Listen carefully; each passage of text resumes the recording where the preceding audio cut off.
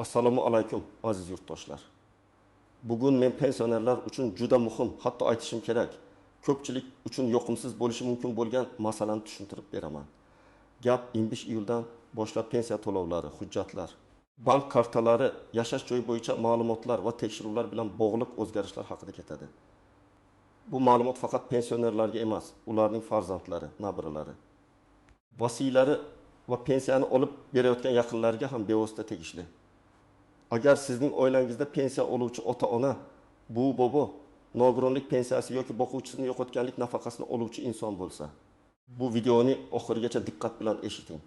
Chunki bitta kichik xato, bitta yangilanmagan hujjat yoki bitta noto'g'ri ariza tufayli pensiya vaqtincha to'xtab qolishi, pul kechikishi yoki ortiqcha to'langan mablag' keyin qaytarib olinishi mumkin. Kanalga hoziroq obuna bo'ling, like bosib qo'ying. Chunki men doim pensiya, nafaqa, kommunal to'lovlar, kredit va davlat xizmatlari bo'yicha oddiy xalq tushunadigan tilda tushuntirish berib boraman. Avval qanday edi? Ko'p yillar davomida ko'plab pensionerlar pensiyasini odatiy tartibda olib kelardi. Kimdir bank kartasiga olardi, kimdir pochta orqali naqd olardi, kimdir farzandi yoki ishonchli vakili orqali yechib olardi. Ba'zi hollarda hujjatdagi mayda kamchiliklarga darhol e'tibor berilmasdi. Masalan, pasport muddati o'tib ketgan bo'lsa ham ayrim pensionerlar bir muddat pensiyasini olib yurardi. Yashash manzili o'zgargan, lekin ro'yxatdan o'tish ma'lumotlari yangilanmagan bo'lsa ham, ko'pincha bu darhol muammo tug'dirmasdi. Bank kartasi muddati tugashga yaqin qolgan bo'lsa, pensioner keyingi oy borib almashtirardi. Endi esa vaziyat asta-sekin o'zgarmoqda. 25 iyuldan boshlab pensiya tizimida ma'lumotlarni solishtirish, shaxsni aniqlash, bank hisoblari va hujjatlar to'g'riligini tekshirish yanada kuchayishi kutilmoqda. Bu nimani anglatadi? Bu shuni anglatadiki, agar pensioner haqidagi ma'lumotlar turli tizimlarda bir-biriga mos kelmasa, pensiya to'lovi vaqtincha ushlanib qolishi mumkin. Masalan, pensiya jamg'armasidagi manzil boshqa, bankdagi manzil boshqa, pasport ma'lumotlari yangilanmagan, telefon raqami boshqa odam nomida, yoki pensiyani olib berayotgan shaxsning ishonchnomasi muddati o'tgan bo'lsa, tizim bunday holatni xavfli deb ko'rishi mumkin. Men bu yerda odamlarni qo'rqitish uchun gapirmayapman. Aksincha, oldindan tayyorlanib olish uchun gapiryapman. Chunki eng katta muammo shundaki, ko'pchilik pensionerlar o'z hujjatlarining holatini tekshirmaydi. Ular men har oy pensiya olib yuribman-ku, demak hammasi joyida deb o'ylaydi. Lekin amaliyotda juda ko'p holatlarda muammo aynan to'lov kuni yoki pul tushishi kerak bo'lgan vaqtda chiqadi. Shunda pensioner bankka boradi. Bank pensiya jamg'armasiga borishni aytadi. Pensiya jamg'armasi hujjatni yangilang deydi. Davlat xizmatlari markaziga borish kerak bo'ladi. Natijada keksa odam jaziramada navbatda bir idoradan ikkinchi idoraga yurishga majbur bo'ladi. Birinchi guruh pasport yoki ID karta ma'lumotlari yangilanmagan pensionerlar. Agar siz eski pasportdan ID kartaga o'tgan bo'lsangiz, lekin bankda yoki pensiya bo'limida hali ham eski pasport ma'lumotlari turgan bo'lsa, bu muammo tug'dirishi mumkin. Masalan, Toshkent viloyatida yashovchi Uzatdagi yoshli pensioner onaxonning eski pasporti bilan pensiya kartasi ochilgan. Keyin u ID karta olgan, lekin bankka borib ma'lumotini yangilamagan. Bir necha oy hammasi yaxshi bo'lgan. Lekin navbatdagi tekshiruvda bankdagi ma'lumot bilan davlat bazasidagi ma'lumot mos kelmagani uchun karta orqali ayrim amaliyotlar cheklangan. Onaxon pensiya tushganini ko'rgan. Lekin bankomatdan yecha olmagan. Oxiri farzandi bilan bankka borib ID karta nusxasini topshirgan, ariza yozgan, shundan keyin muammo hal bo'lgan. Mana shunday oddiy masala pensioner uchun katta asabiylikka aylanadi. Ikkinchi guruh pensiyasini boshqa odam orqali olayotgan pensionerlar. Ko'p hollarda pensioner yura olmaydi, kasal bo'ladi yoki chekka qishloqda yashaydi. Shunda farzandi, kelini, nabirasi yoki qo'shnisi pensiyani olib beradi. Agar bu ishonchnoma asosida qilinayotgan bo'lsa, ishonchnomaning muddati juda muhim. Ishonchnoma muddati o'tgan bo'lsa, bank yoki pochta pensiyani berishni rad etishi mumkin. Masalan, bir otaxon o'g'liga 1 yilga ishonchnoma bergan. O'g'li har oy pensiyani olib kelgan. 1 yil o'tganini hech kim sezmagan. Keyingi oy bank xodimi ishonchnoma muddati tugaganini aytib, pul bermagan. O'g'il qaytadan notariusga borishga majbur bo'lgan. Otaxoningiz kasal bo'lgani uchun notariusni uyga chaqirish kerak bo'lgan. Bu esa vaqt, xarajat va asab degani. Uchinchi guruh yashash joyini o'zgartirgan. lekin ro'yxat ma'lumotlarini yangilamagan pensionerlar. Masalan, pensioner Andijondan Toshkentga farzandining uyiga ko'chib kelgan, lekin propiska yoki vaqtinchalik ro'yxat masalasini hal qilmagan. Pensiya esa oldingi hudud bo'yicha hisobda turibdi. Avval bunday holat uzoq vaqt sezilmasligi mumkin edi. Endi esa ma'lumotlar elektron solishtirilganda inson qayerda yashayapti, qayerdan pensiya olyapti, to'lovni kim olib yuribdi degan savollar paydo bo'ladi. Bu pensiya butunlay bekor bo'ladi degani emas, lekin to'lovni aniqlashtirish uchun vaqtincha ushlab turishlari mumkin. 4-guruh. Bank kartasining muddati tugagan yoki tugashiga yaqin qolgan pensionerlar. Bu juda oddiy, lekin eng ko'p uchraydigan muammo. Pensioner kartasining old tomonida oy va yil yozilgan bo'ladi. Masalan, 07/22 deb yozilgan bo'lsa, karta 2024 yil iyul oyigacha amal qiladi. Ko'pchilik buni tushunmaydi yoki e'tibor bermaydi. Pensiya tushadi, lekin karta ishlamaydi. Bankomat karta muddati tugagan deb qaytaradi. Pensioner esa pensiyamni bermayapti deb xavotirga tushadi. Aslida pul hisobda turadi, faqat karta almashtirilishi kerak. Lekin karta almashtirish uchun bankka borish, navbat kutish, shaxsni tasdiqlash kerak bo'ladi. 5-guruh nogironlik pensiyasi yoki nafaqasi oluvchilar. Bu yerda alohida ehtiyotkorlik kerak, chunki ayrim nogironlik guruhlari tibbiy ko'rik, qayta tasdiqlash yoki muddat bilan bog'liq bo'lishi mumkin. Agar hujjat muddati tugagan bo'lsa, pensioner men axir kasalman, avval ham olganman deb o'ylashi mumkin. Lekin tizim uchun asosiy narsa hujjat. Hujjat muddati tugagan bo'lsa, to'lovda kechikish bo'lishi mumkin. Shu sababli nogironlik hujjatlari, tibbiy xulosa, komissiya qarori va muddatlarni oldindan tekshirish kerak. Endi kimlar kamroq xavotir olsa bo'ladi? Agar sizning ID kartangiz amalda bo'lsa, bankdagi ma'lumotlaringiz yangilangan bo'lsa, pensiya kartangiz muddati tugamagan bo'lsa, yashash manzilingiz to'g'ri bo'lsa, pensiyani o'zingiz olayotgan bo'lsangiz va hech qanday ishonchnoma, vasiylik. Hujjat muddati bilan bog'liq muammo bo'lmasa, sizda katta xavf yo'q. Lekin baribir men umuman tekshirmang demayman. Chunki pensionerning o'zi bilmagan xato ham bo'lishi mumkin. Masalan, ism familiyada bitta harf farqi, tug'ilgan sanada xato, bankdagi telefon raqami eskirgan bo'lishi mumkin. Eng birinchi nozik masala ortiqcha to'langan pensiya. Ayrimlar o'ylaydi, agar davlat menga pul o'tkazgan bo'lsa, demak bu pul meniki. Lekin har doim ham bunday emas.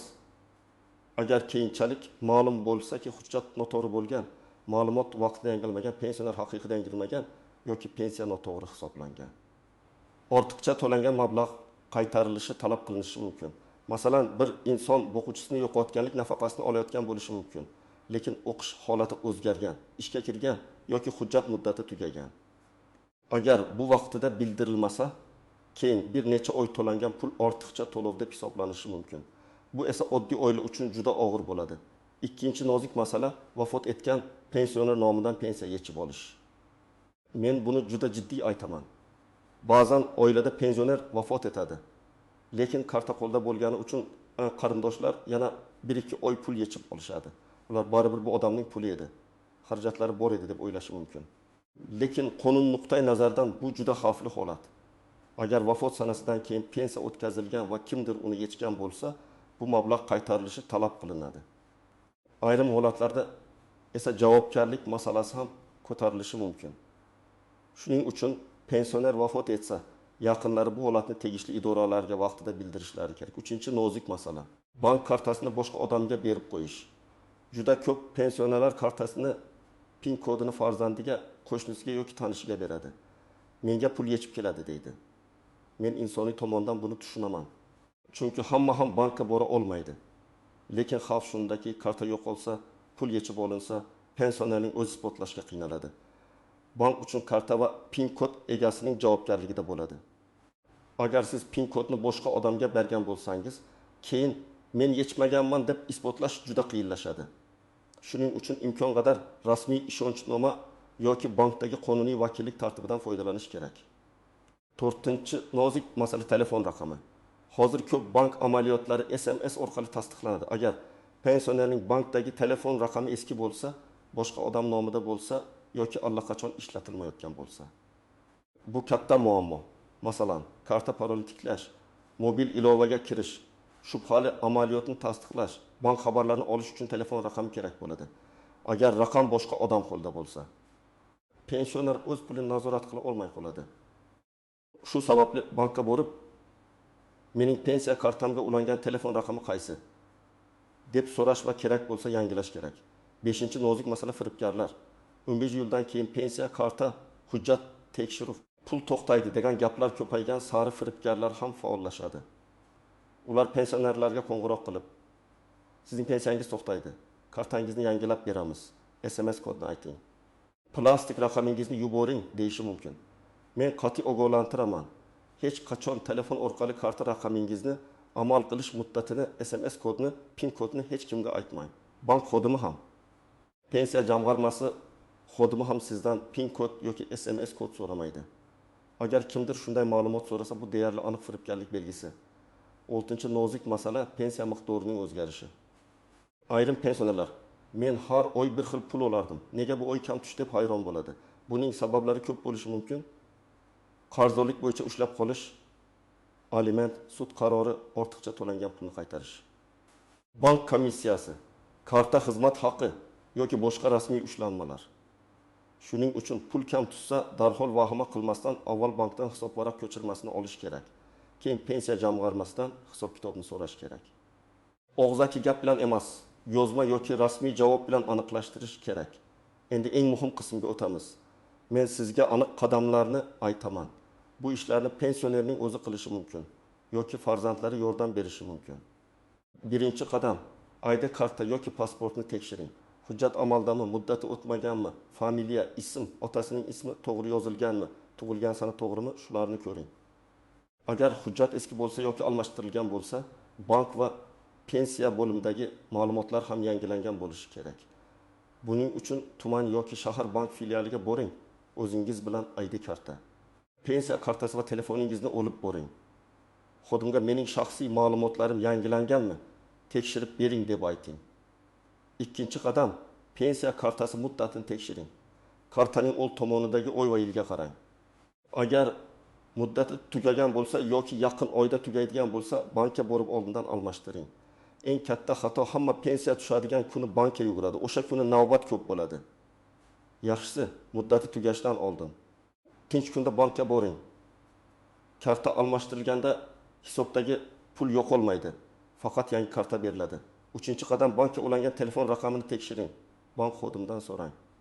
Mening kartamga qaysi telefon raqami ulangan? Agar bu raqam sizniki bo'lmasa, darhol yangilating. Agar pensioner telefondan foydalana olmasa, baribir raqam ishonchli oila a'zosi nomida bo'lishi va pensioner roziligi bilan ishlatilishi kerak. Lekin SMS kodlar va bank ma'lumotlari begona odam qo'liga tushmasin. 4-qadam, ishonchnoma bo'lsa, muddatini tekshiring. Agar pensiyani farzandingiz, nabirangiz yoki boshqa shaxs olib bersa, ishonchnoma qachongacha amal qilishini ko'ring. Muddati tugashini kutmang. Oldindan notariusga boring. Agar pensioner yura olmasa, notariusni uyga chaqirish imkoniyati haqida so'rang. Ishonchnomada aynan qanday vakolat berilgani ham muhim, faqat pensiya olishmi? Bankdan pul yetishmi? Hujjat topshirishmi? Ariza yozishmi? Noaniq yozilgan ishonchnoma ayrim joylarda qabul qilinmasligi mumkin. 5-qadam, yashash manzili masalasini aniqlang.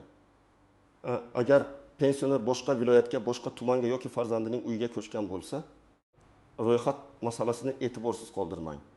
Mahalla migratsiya va fuqarolikni rasmiylashtirish bo'limi davlat xizmatlari markaziy yoki tegishli idoradan maslahat oling. Pensiya qaysi hudud bo'yicha yuritilayotganini pensiya jamg'armasidan aniqlashtiring. Agar ko'chirish kerak bo'lsa, ariza yozing. 6-qadam, pensiya jamg'armasiga borib hisob kitobni tekshiring. Ayniqsa pensiya miqdori o'zgargan bo'lsa, kechiksa yoki kam tushsa. O'zingiz bilan ID karta, pensiya guvohnomasi bo'lsa, uni, bank kartasi, avvalgi to'lovlar haqida ma'lumot, telefon raqamingizni olib boring. Xodimga aniq savol bering. Mening pensiyam nega kechikdi? Nega miqdor kamaydi? Menda qanday hujjat yetishmayapti? To'lovimni tiklash uchun nima qilishim kerak? Eng muhimi, javobni og'zaki eshitib ketmang. Kerak bo'lsa, yozma ariza qoldiring va arizangiz ro'yxatga olinganini tasdiqlovchi raqamni oling. 7-qadam, hujjatlarning nusxasini tayyorlab qo'ying. ID karta nusxasi, pensiya kartasi rekvizitlari, bank hisob raqami, ishonchnoma nusxasi, nogironlik hujjati, tibbiy xulosa, yashash manzili bo'yicha ma'lumot, telefon raqami bularning hammasi alohida papkada tursin. Farzandlar ham ota-onasining qaysi bankdan pensiya olishini, karta muddati qachongacha ekanini, qaysi telefon raqam ulanganini bilib qo'yishsin. Chunki ko'p hollarda muammo chiqqanda farzandlar hech narsani bilmaydi va hammasini noldan qidirishga majbur bo'ladi. 8-qadam firibgarlardan himoyalaning.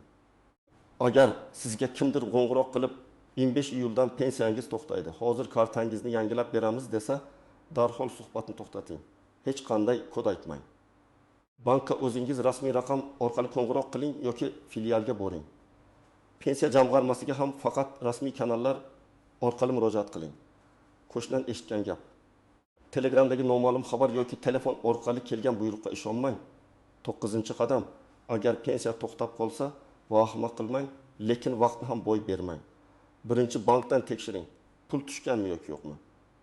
Agar pul tushgan, lekin yechib bo'lmasa, karta hisob yoki identifikatsiya muammosi bo'lishi mumkin. Agar pul umuman tushmagan bo'lsa, pensiya jamg'armasiga boring. Sababni aniqlang. Kerakli hujjatni topshiring. Ariza yozing. Ariza matnida pensiya to'lovining kechikish sababi tushuntirib berilsin va to'lovni tiklash choralari ko'rilsin deb yozish mumkin. Arizaga ID karta nusxasi, bank rekvizitlari va tegishli hujjatlarni ilova qiling. 10-qadam. Pensionerning o'zini yolg'iz qoldirmang. Men ayniqsa farzandlarga murojaat qilaman. Ota-onangiz hammasi yaxshi deyishi mumkin, lekin ular karta muddati, SMS kod, bank ilovasi, hujjat yangilash kabi masalalarni bilmasligi mumkin.